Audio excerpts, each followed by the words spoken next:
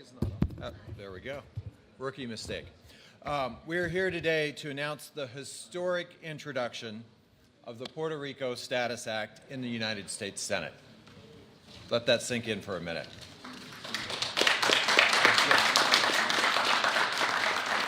The language in this bill is precisely the same language that passed in the House of Representatives in the last Congress with bipartisan support. And this bill would authorize a federally sponsored referendum to resolve Puerto Rico's political status once and for all.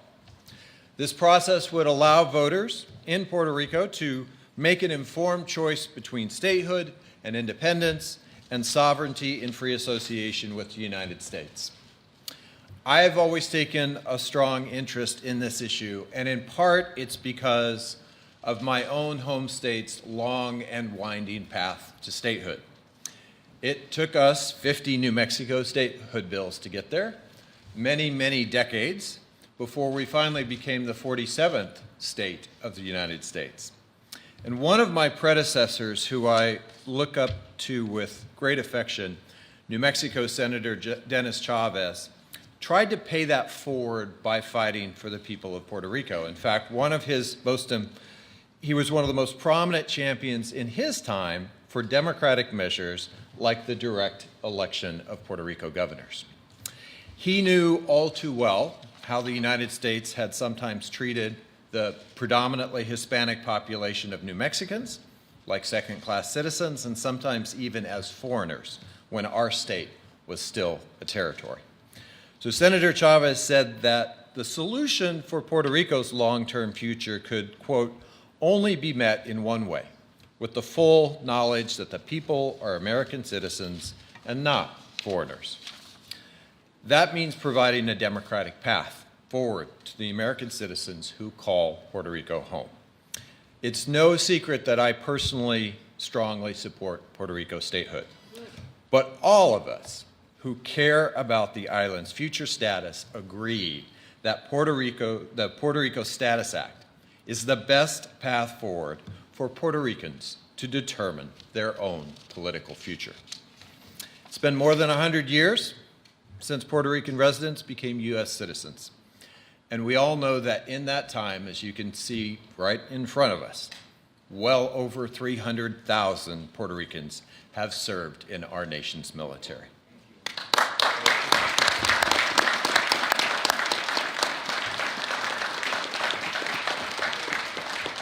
I think we should all agree that Americans living in Puerto Rico deserve an overdue, permanent, and democratic answer on their political status.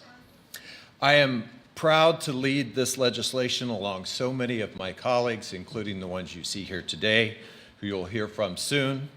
We are determined to pass this legislation, and with that, it is my honor to turn things over to a dear friend of mine, who I came into the Congress with in 2009, the now Governor of Puerto Rico, Pedro Pierluisi.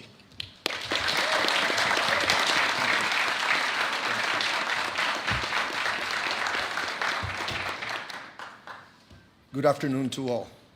I want to thank my friend and former colleague, Senator Martin Heinrich, a friend of Puerto Rico, and Senators Padilla and Cortez Masto leading our effort in this bill, as well as all the senators who have joined in as co-sponsors of the Puerto Rico Status Act.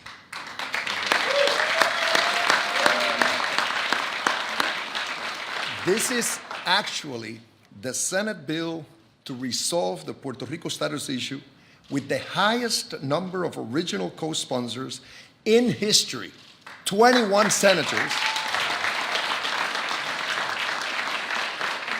And that bodes well in our fight for equality. I can say that I have been able to personally meet with the vast majority of the co-sponsors of this bill, and I commend all of them for accepting to heed our people's aspirations. I also thank the Puerto Rico Federal Affairs Administration Executive Director Luis Davila and his staff for their determined work to inform members of the Senate of the merits of this bill. The senators co-sponsoring Senate Bill 3231 have all decided to be on the right side of history and answer the call to provide full democracy to the more than 3.2 million American citizens in Puerto Rico in accordance with the U.S. Constitution. Today, we continue making strides in our path forward towards fulfilling the democratic values upon which our nation was founded, which must be available to all of its citizens. This bill, just like its companion bill in the House, which was approved by a resounding majority last year and was reintroduced in this session, is responding to the moral imperative of putting an end to the century-old colonial status of Puerto Rico and providing a permanent non-territorial solution.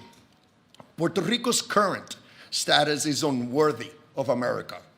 Having this disenfranchised American citizens goes against everything the United States stands for. This is especially true in light of the fact that since 2012, a clear majority of Puerto Ricans have rejected the island's current status and 3 times have chosen statehood as their preferred status option. That means our current status does not have the consent of the governed, a basic principle enshrined in our democratic form of government. Congress must stand up for the rights of our citizens to choose and to be heard by their federal government. And for too long, my constituents have been waiting for action by Congress. That wait needs to end. There is no better time than this to honor the contributions and sacrifices that the American citizens of Puerto Rico have made on behalf of our nation. There is no better time than this to walk the talk and ensure that we stand united in upholding the principles of equality and democracy that our founding fathers so passionately fought for. There is no better time than this to show respect for the will of the people. I again thank all the senators co-sponsoring the Puerto Rico Status Act for taking up this fight and urge all members of Congress to do right by the American citizens of Puerto Rico. We count on you to make this happen.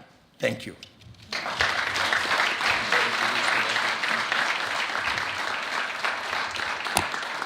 And now it is my pleasure and my privilege to leave you with our resident commissioner, Jenniffer González Colón.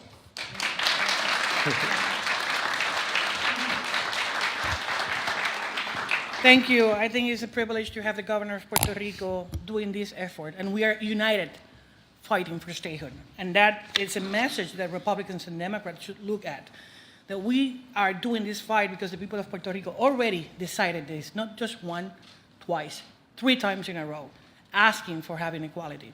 First of all, I want to say thank you to Senator Heinrich for your leadership and doing this not just in this Congress, but in the last one. I think your leadership here is demonstrating that the people of Puerto Rico is looking for a final solution on our status issue.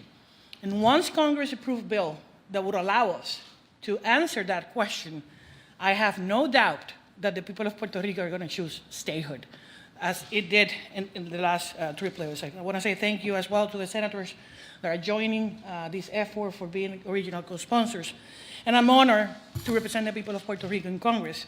And as a Puerto Rico sole representative, I was proud to lead negotiations last year during a month with Congresswoman Velázquez, Majority Leader at the time Hoyer, Congressman Grijalva, Congressman Soto, to develop a compromise bill to resolve Puerto Rico's status issue. It was not an easy task.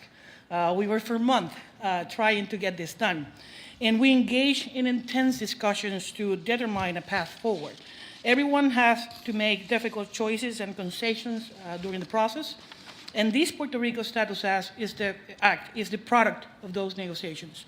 It's not a perfect bill, and I think no legislation we consider in Congress is, but it does represent a sincere and monumental effort to finally decolonize the island and end over 100 years of inequality and second-class citizenship. This bill is centered on 3 main principles, and I want to discuss those. First, to permanently resolve the Puerto Rico status dilemma, and we determine that that is the problem in this case. The territorial status cannot be part of the solution. The territorial status is the main reason behind the most social, economic, and fiscal challenges Puerto Rico is facing. It allows the federal government to treat us unequally under multiple federal laws and programs. It relegates the island's 3.2 million American citizens into indefinite second-class status, denying us the right to vote for a president, to have full representation in Congress. I'm representing the island, 3.2 million, but I cannot vote in the floor of the House. We don't have senators coming from the island as well. And we cannot share equal footing of rights and responsibility with our fellow citizens. That's why this bill would authorize a plebiscite among non-territorial and constitutionally viable options only. And that's one of the beauties of this bill. And those are, by the voice of the Department, U.S. Department of Justice, statehood, independence, and independence in free association.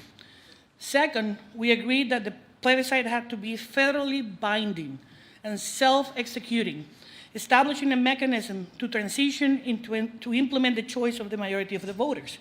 We don't need another soundbite. We need a sounding result that can be answered by Congress. And third, we agreed that the bill had to clearly lay out what Congress is willing to offer and the consequences of each option. And this is to ensure all voters in Puerto Rico were able to make an informed decision. Our efforts last December culminated with a historic vote, a bipartisan vote in the U.S. House of Representatives with the passage of this bill that never before happened. And I hope this can happen in the Senate as well. That decision will make a viable option to Puerto Ricans and Americans living on the island, will be binding by the federal government. And this is a precedent we need to fight for. I'm glad we're building on that historic effort today with both the reintroduction of the bill in their House early this year, right now with more than 88 co-sponsors, and today with more than 21 sponsors in the Senate. I'm committed to continue educating and building support among my colleagues in the House. Just last week, we got 6 more members, and I know the governor, senator, and we all are going to do the same thing in the Senate side. Over the past decade, the people of Puerto Rico have voted on 3 occasions, and I'm confident we're going to make it again. So thank you, senators, and I think this is the time for Puerto Rico to become a state, and this is the path forward to make it happen. God bless America.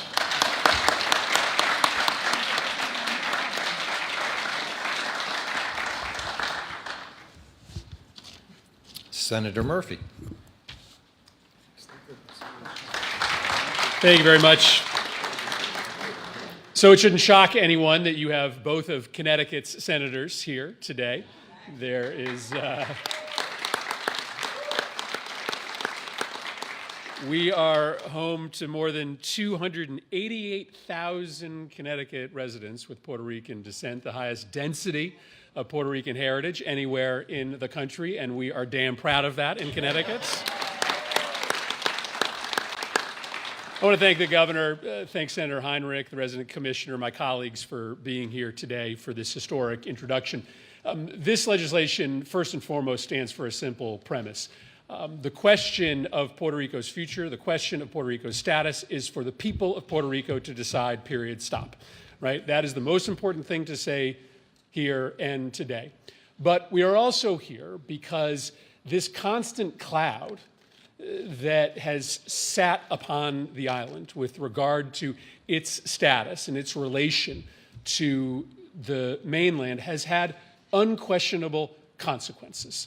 And one of those consequences is the people of Puerto Rico being treated with a second political class. And you saw that no more acutely than in the response to Hurricane Maria, one of the deadliest U.S. natural disasters in a century. And every single one of us knows that if that hurricane had hit Florida or New York, people living in those states wouldn't have been forced to live without power for months. And so this is a question for the people of Puerto Rico to decide. But it is a question that needs to be decided because the uncertainty that remains, unfortunately, continues to have political and real-life consequences for the people of Puerto Rico and for the people that I represent in Connecticut. Lastly, let me just thank our House members and our resident commissioner for the hard work of compromise.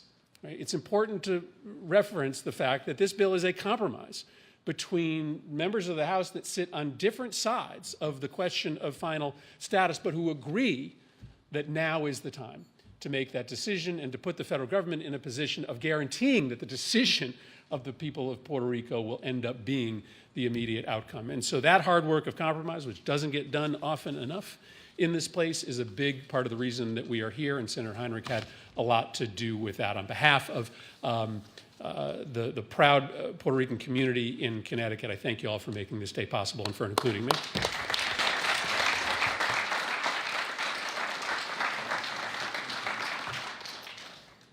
Aloha. It is nice to be here. My name is Brian Schatz. I'm the senator from Hawaii, and I am reminded of what the former senator from Maryland used to say: nothing about me without me. And I think that is the high principle here, that for so long the United States federal government has done things about Puerto Rico without allowing the people of Puerto Rico to determine their own future. This act is about something very simple. It is about fairness, because fairness and equality are the bedrocks of American democracy. They are values that we champion both in our country and across the world, and yet millions of people in Puerto Rico have been deprived of equal rights and representation for more than a century. They are Americans, but they cannot vote for president, and they don't have voting members in the Senate and the House. They pay taxes, but face higher hurdles to qualify for food assistance, less funding for Medicaid than other states, and of course, sluggish disaster response. And so the status quo for Puerto Rico is unjust and undemocratic, and we need a path to change that. That starts with giving the people a chance to decide their own destiny, whether that's as America's 51st state with the same rights,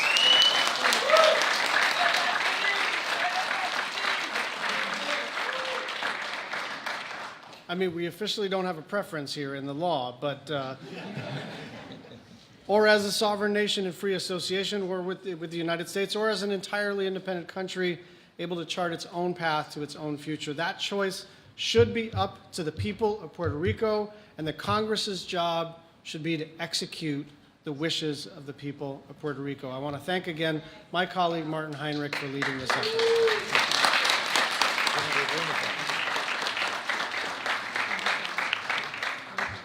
Thank you, Brian.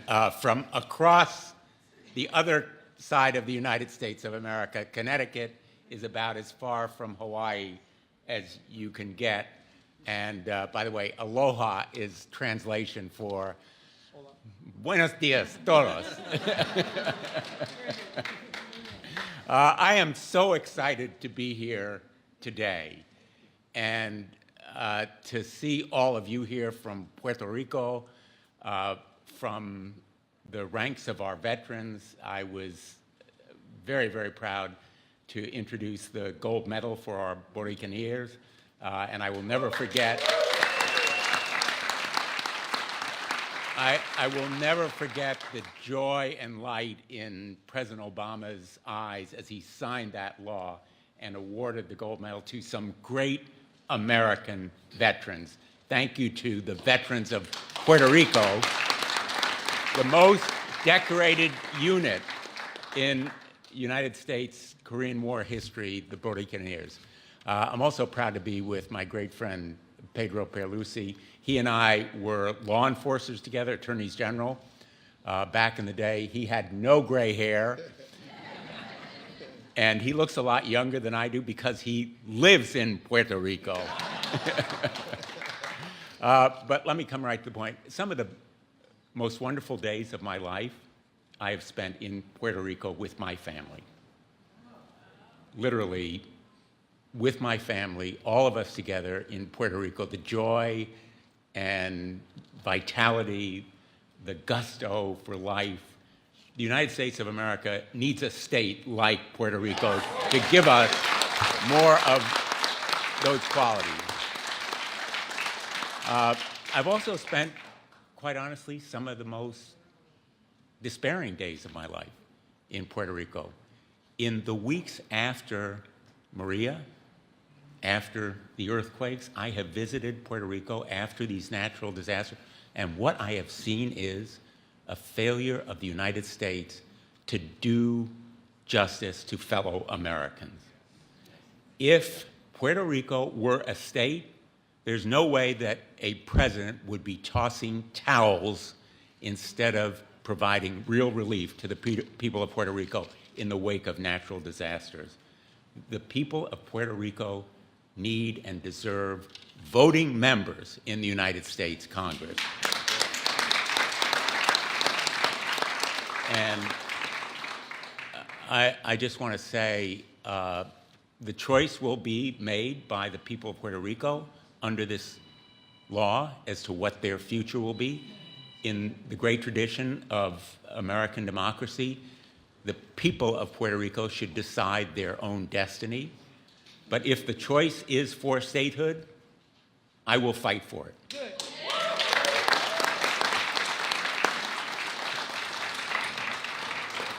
Todos tenemos que luchar por el Estado de Puerto Rico.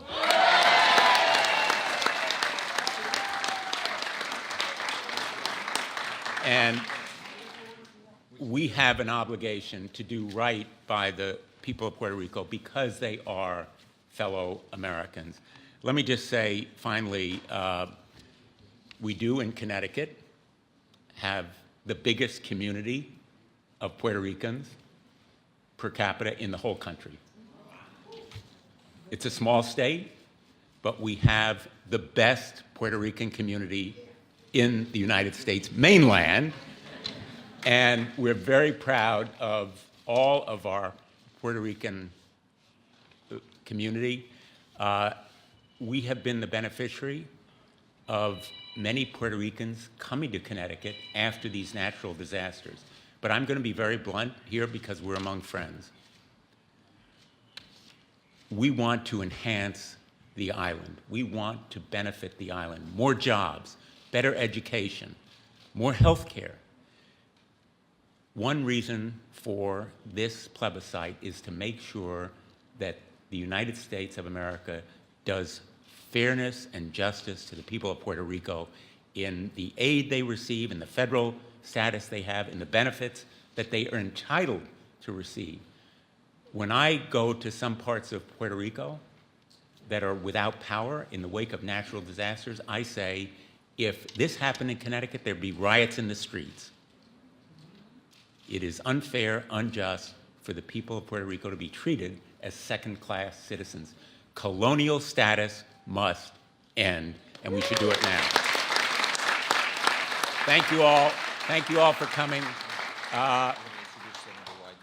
And my great colleague, again, from the other coast is here, Senator Wyden of the great state of Oregon. You've heard one senator from the East Coast, and now you're going to hear a senator from the West. And I just want you to know, as chairman of the Senate Finance Committee, I have had a chance to work with your governor and your leaders on so many issues over the years, on Medicaid, for example, on taxes as an example, on trade as an example. And I will tell you, on the basis of that kind of involvement, that kind of hands-on work, I will tell you the people of Puerto Rico have been citizens of the United States for 106 years. They've served in our military and contributed richly to many other walks of life. And it is time that those people have the right to decide their future status, period, end of subject.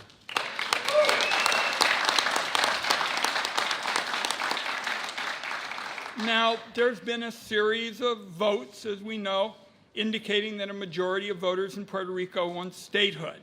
And the federally authorized plebiscite in this legislation would outline a clear process. Thank you, Senator Heinrich, for your good work on that. There's no confusion here. So much of government is incomprehensible. But what Senator Heinrich is doing is putting in front of everybody a simple yes or no answer. Do you want your home to become a U.S. state? That's what's at issue here. And just like Oregonians voted more than 160 years ago to change their status, from a territory to a state.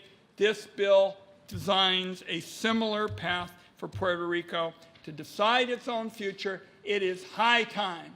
And I just want you to know, when we have this debate here in the United States Senate, I'm going to say, look, for me, this isn't an abstract kind of issue. I've been hands-on with these communities, as the governor knows.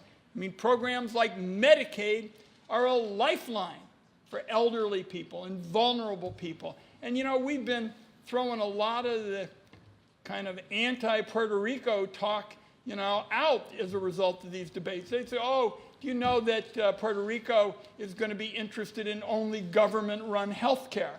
And I said, are you kidding me? They have one of the most active private sectors in the country in terms of health care. So that's what the message of this debate, the Heinrich legislation, is all about. I love the sign, let Puerto Ricans determine their future. It says it all. They ought to be able to do it on health care. They ought to be able to do it on taxes. They ought to be able to do it on trade. And as the chairman of the Senate Finance Committee, I'm going to help do that every step of the way. Thanks, everybody.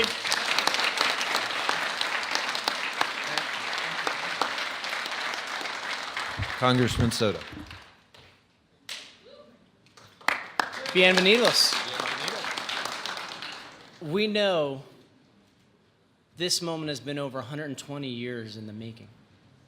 When I think about how Puerto Ricans on the island serve in a higher proportion in our U.S. military than many states, I'd like us to give a round of applause. If our veterans could stand, if you're able to, let's give them a round of applause.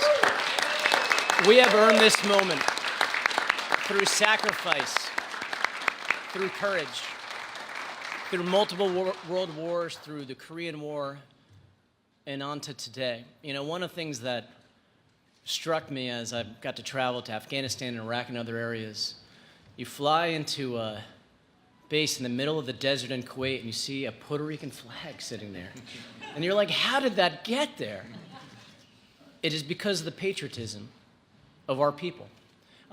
Saying hello to you from your Florida Rican allies and the biggest diaspora in Florida, we stand with you. Thank you, Senator Heinrich, for taking up the cause. Governor, I know our commissioner was here, senators, appreciate all of your support. For years in the Congress, we've been fighting multiple different battles on Medicaid equality, on helping out now in the Farm Bill with NAP to SNAP, on fighting for disaster relief after Hurricane Maria, after treating Puerto Rico equally through major laws like the Infrastructure Law, the CHIPS Act, and the Inflation Reduction Act. It has been battle after battle. And what we've concluded, so many of us in the House, from the commissioner to Representative Velázquez to Representative Ocasio-Cortez and Representative Torres and I, and of course, Leader Hoyer, is that the territorial status just simply does not work, especially for 3.2 million Americans living on the island.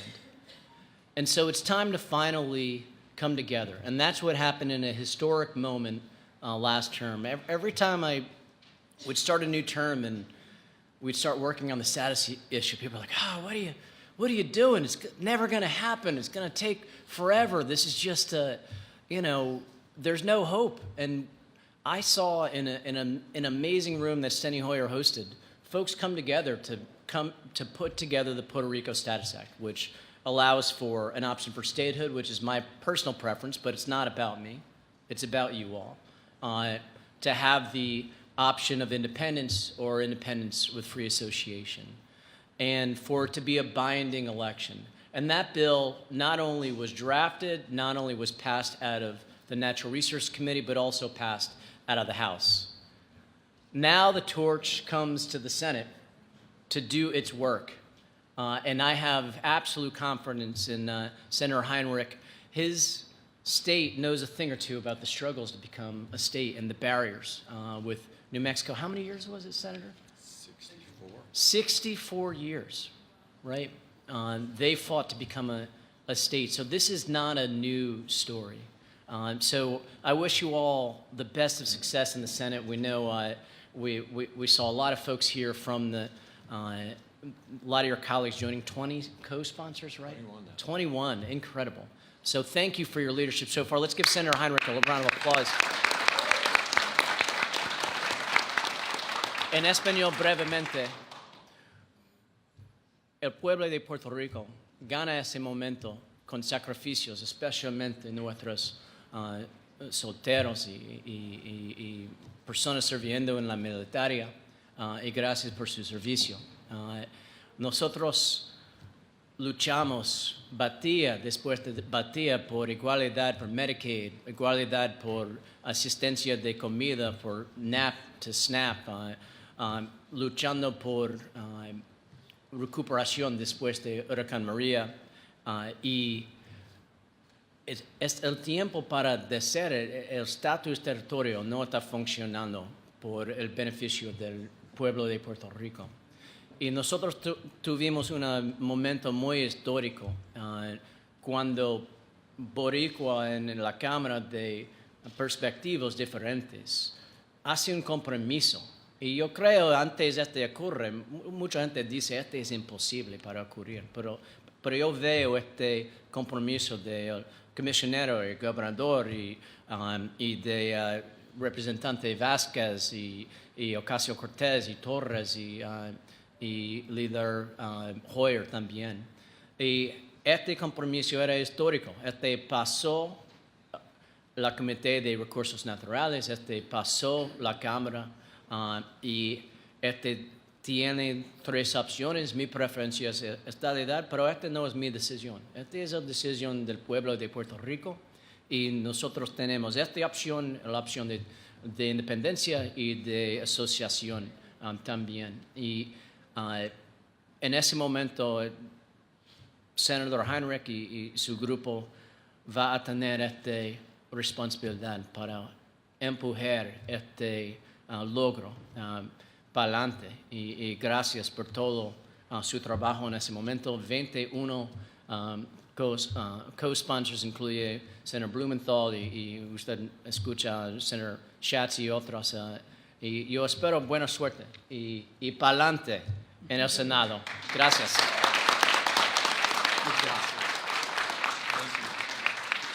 Thank you, Congressman, and thank you for your leadership in the House of Representatives. Now we're going to hear from Puerto Rico's Shadow Senator, Zoraida Buxó. Thank you for the introduction, Governor Pierluisi, senators present here, thank you, and thank you all for being here in this special occasion. Senator Heinrich for spearheading Senate 3231 to bring about a resolute change in policy towards Puerto Rico, acknowledging the need to put an end to the territorial colonial condition and to resolve once and for all the political limbo in which Puerto Rico has been kept for 125 years. It is hard to believe that Congress has allowed these United States to hold for such a long time an embarrassing state of political segregation for 3.2 million fellow American citizens, even after the people of Puerto Rico have repeatedly voted against the current territorial status and in favor of becoming a sovereign state of the Union. In the context of the journey that we are about to embark, I have a request to make to you, senators, and I hope to get your word on it. As you all know, making this a bipartisan initiative in the Senate is critically important. And I've seen many of you join Republican colleagues to promote legislation on an array of issues, building bipartisan support and transcending partisan politics. So, until the people of Puerto Rico can remove the word shadow from the title U.S. Senator and have 2 voting members join this body politic, we need some of that individual goodwill of each of you to successfully bring this ship to port. Finally, practically on the eve of Veterans Day's holiday, I want to acknowledge my special guest, who to me embodies grit and determination, of the Puerto Rican servicemen and women. I'm talking about retired U.S. Marine Sergeant Ricardo Ramirez. Served in Iraq,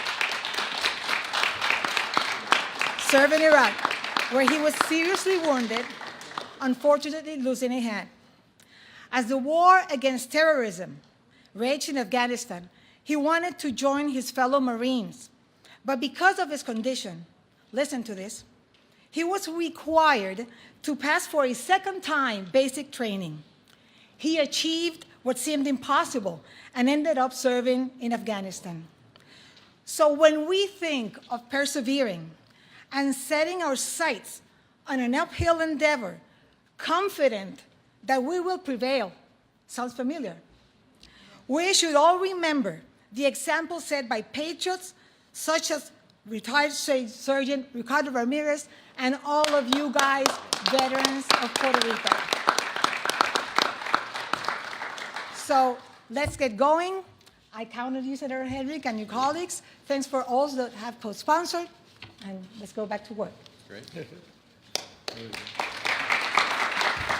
We have a couple of minutes for questions.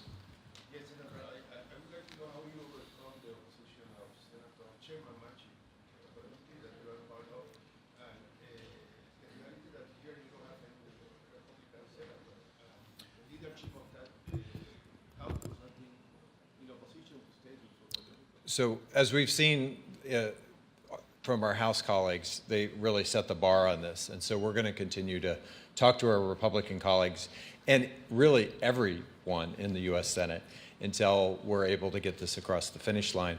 I think these things are often the case. They seem impossible till the moment when they're not. And that was certainly our experience in New Mexico with statehood. And so we're just not going to stop the conversation, and we're going to continue to work to elevate this. And I think it would be unwise to view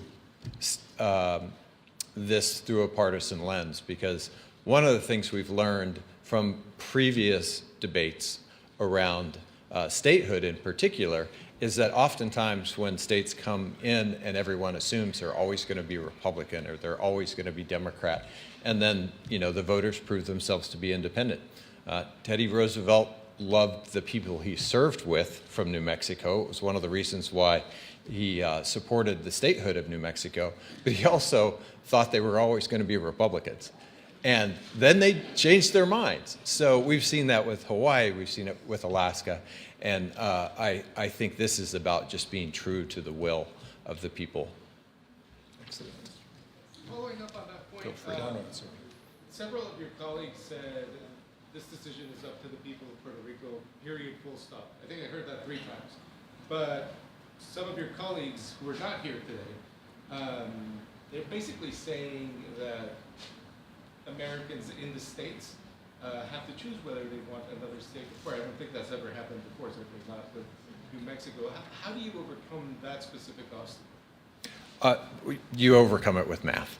And I think what we see is a very good start today with 21 of our colleagues basically getting behind legislation that by getting behind it, they when we get there, it will be self-effectuating.